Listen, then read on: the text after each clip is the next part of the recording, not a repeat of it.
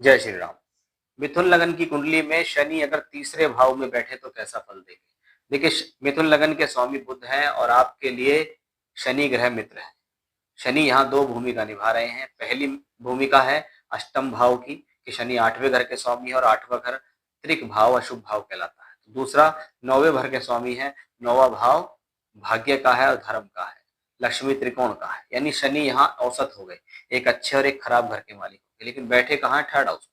अब तीसरे घर में मैलेफिक प्लैनेट्स जाए तो महर्षि पराशर जी इसकी बड़ी प्रशंसा करते हैं कि भाई अशुभ भावों में अशुभ ग्रहों का बैठना ज्यादा बेहतर होता है। इससे बहुत सारी चीज जुड़ी हुई है। 3, 6, 11 में मैलेफिक्स हो तो अच्छा। तीसरा घर शौर्य का, पराक्रम का, हिम्मत का, क्रिएटिविटी का, अपने खुद के बल पर कुछ करने का है। वो शनि अगर तीसरे भाव में बैठेंगे तो आपको हिम्मत साहस देंगे। आप अपने बल से कुछ उपजने की, जिसको कहते हैं अपनी क्रिएटिविटी से मैंने कुछ करके दिखाया, मैंने धैर्य रखा, मैंने लंबे समय तक उसकी प्रतीक्षा करी, मैंने उससे काम के ऊपर निरंतर मेहनत करी और तब जाके मैंने कुछ यहाँ प्राप्त किया।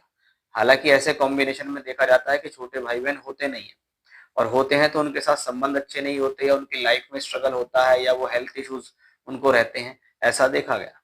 लेकिन शनि अगर एर्थ लॉर्ड होके वहां बैठा है तो ये प्रॉब्लम्स क्रिएट करता है, क्योंकि ग्रह यहाँ अपने से भी आठवें में, खुद लगन से आठवां है और अपने से आठवें में बैठा है। तो प्रोफेशनली स्ट्रगल तो ये देगा।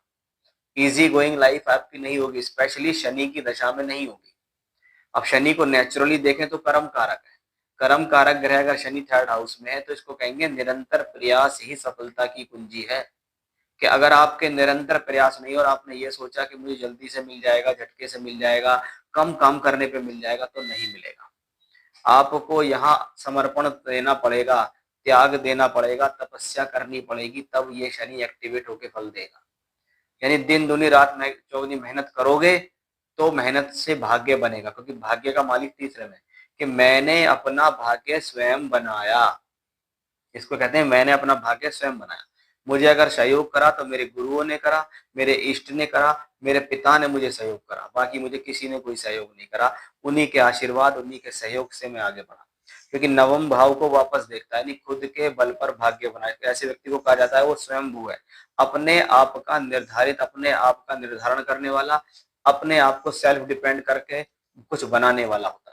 थर्ड हाउस से बैठ के जब 12th हाउस को देखता है तो ऐसे लोग शनि की दशा में काफी टूर ट्रेवलिंग यात्राएं करते हैं। बहुत बार कोई जगह परिवर्तन, कोई स्थान परिवर्तन, नौकरी परिवर्तन, समय समय पर चेंज करना, यात्राएं करना, विदेश यात्राएं करना, दूर स्थान से जुड़कर काम करना, ऐसे समय में देखा जाता है। लेकिन अंततः जितना अधिक संघर्ष